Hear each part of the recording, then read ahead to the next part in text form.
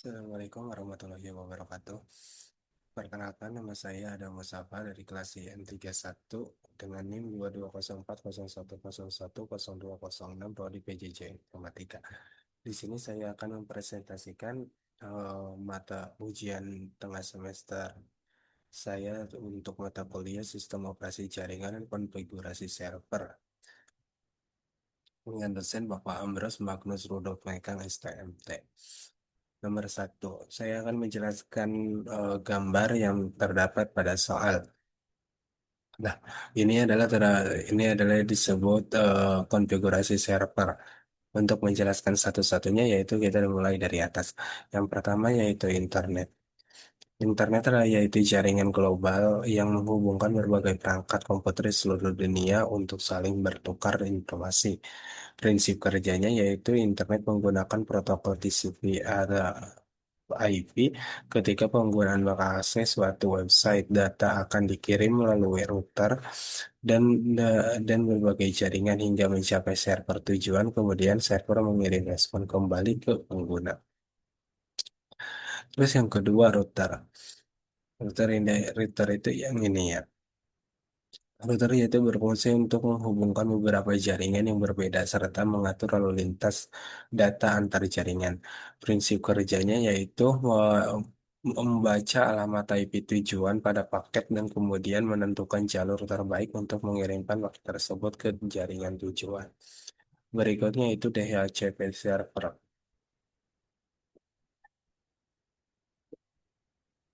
Berikutnya itu DHCP server. DHCP atau Dynamic Host Configuration Protocol berfungsi memberikan alamat IP secara otomatis kepada perangkat yang terhubung ke jaringan. Prinsip kerjanya yaitu discover over request as acknowledge. Setelah komputer terhubung ke jaringan, maka DHCP akan otomatis memberikan IP address, subnet mask, gateway, dan DNS server. Berikutnya yaitu intranet. Intranet yaitu jaringan internal yang sering digunakan dalam suatu organisasi atau perusahaan untuk kebutuhan perusahaan sendiri. Prinsip kerja dari internet yaitu semua perangkat dalam jaringan internet dapat saling berkomunikasi menggunakan protokol TCP/IP tanpa harus terhubung ke internet. Berikutnya itu domain control atau file server. Fungsi utama dari file server yaitu sebagai pusat pengelolaan user, hak akses, file sharing, keamanan jaringan. Prinsip kerja atau domain control eh, prinsip kerjanya yaitu sebagai penghubung. Sebagai contoh, ketika user login maka akan mengirimkan username dan password ke server. Server melakukan autentikasi. Jika valid maka user akan diberikan akses sesuai hak yang dimiliki. Klien berfungsi sebagai komputer pengguna untuk mengakses layanan jaringan. Prinsip kerjanya itu sebagai request kepada server seperti login, membuka file, mengakses aplikasi menggunakan internet, baru kemudian server mengirim respon ke yang dibutuhkan. Berikutnya yaitu DMZ atau Demilitarized, yaitu jaringan khusus yang ditempatkan internet dan jaringan internet sebagai security. Cara kerjanya itu server yang dapat diakses publik ditempatkan pada DMZ sehingga apabila terjadi serangan dari internet, jaringan internal akan terlindungi. Terus yang berikutnya yaitu name server berfungsi untuk mengubah nama domain menjadi alamat IP seperti contohnya seperti www.google.com diubah menjadi alamat IP 142.250.72.14. Cara kerjanya itu ketika pengguna mengetik nama website DNS akan mencari alamat IP yang sesuai kemudian mengirimkannya kembali ke pengguna. Berikutnya itu mail server berfungsi sebagai pengelola pengiriman dan penerimaan email. Protokol yang digunakan dalam kerjanya yaitu SMPT, yaitu berfungsi sebagai mengirim email POP3 mengambil email, IMAP sinkronasi email. Terus berikutnya ya web server berfungsi sebagai penyedia layanan website kepada pengguna atau klien.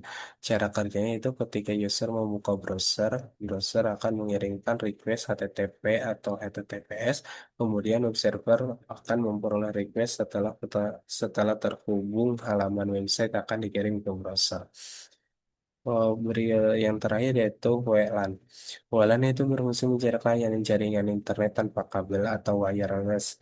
Cara kerjanya yaitu akan dikirimkan melalui gelombang radio menggunakan standar IEEE 802.11 sehingga perangkat dapat terhubung secara wireless. Yang ke untuk soal nomor dua yaitu kita dosen dosen meminta menerangkan apa yang dimaksud dengan DNS atau Domain Name System dan fungsi kerjanya.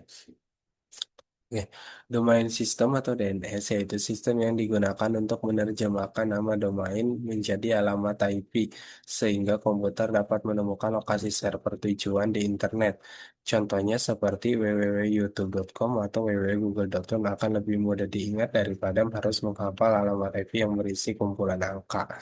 Cara kerja DNS yaitu sebagai berikut. Ketika user mengetik ke www.google.com di browser, komputer akan mencari cache DNS lokal. Jika tidak ditemukan, komputer akan mengirim permintaan ke DNS resolver atau untuk mencari informasi ke root DNS server. Ke root DNS server, TLD server, autentikasi DNS server, kemudian authoritative DNS server akan mengembalikan alamat IP. Contohnya www.google.com menjadi 142.250.72.14. Browser menggunakan IP tersebut untuk tersambung ke server website. Fungsi utama dari DNS yaitu mempermudah akses website, mengubah nama domain menjadi IP address, mempercepat pencarian ke alamat server, mendukung pengelolaan layanan internet secara terpusat. Nah, untuk soal nomor tiga, dosen meminta kita menggambar ulang diagram karakteristik sistem operasi jaringan menggunakan draw.io. Nah, di sini saya sudah mau membuat menggunakan draw.io struktur jaringan sistem jaringannya, di mana ada server, terus di bawahnya ada file sharing, user management, security, resource sharing, network management, dan di bawahnya ada klien-klien lain, terus printer. Penjelasannya sebagai berikut. Di sini server sebagai induk atau sebagai induk utamanya untuk mengatur keamanan baik perangkat dan komunikasi seluruh klien yang terintegritas. Terus berikutnya file sharing. File sharing yaitu menyediakan layanan berbagai file kepada pengguna dalam jaringan data terpusat, mudah diakses, backup lebih mudah. Contohnya itu folder bersama, dokumen perusahaan, atau database. Terus berikutnya user management. User management kemampuan server dalam mengelola akun penggunaan, membentuk user, menghapus user, mengatur password, mengatur hak akses. Contohnya seperti hak user HR hanya dapat mengakses folder HR. Terus berikutnya security management. Fungsinya yaitu untuk menjaga keamanan jaringan, mencegah hak akses tidak sah terhadap data dan sumber dari jaringan.